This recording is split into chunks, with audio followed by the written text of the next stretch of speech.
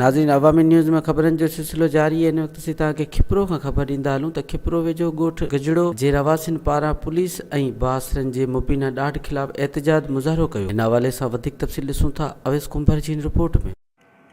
अछड़ोथर जे ॻोठ गजड़ो जे रवासियुनि बासरनि ऐं पुलिस जे ख़िलाफ़ एहतजाजी मुज़ाहिरो कंदे ऐं दाहिंदे चयो त बासरनि संदसि घर ऐं ओतारनि खे बाहि ॾेई ज़मीन ते कब्ज़े जी कोशिश करे रहिया आहिनि। साणनि इंसाफ़ कयो वञे। असांजूं एफआईआरूं कूड़ियूं कयूं वञनि।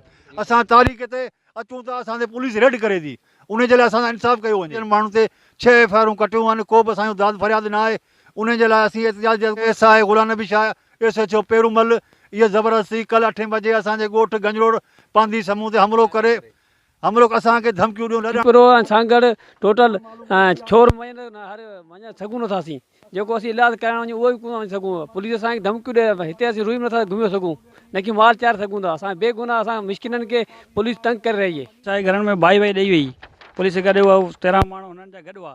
असांजो सामान बि सड़ियो, 40-50 हज़ार जो चोर हिते बाहि नो हेॾां को घर हुनखे बाहि बि ॾिनी आहे। एहतजाज कंदड़नि मुतालबो कंदे चयो आहे त साणनि थियल ॾाढ जो नोटिस वठी इंसाफ़ कयो वञे, ॿी सूरत में हू एहतजाज जो दाइरो वधाईंदा। अवामी न्यूज़ खिपरो।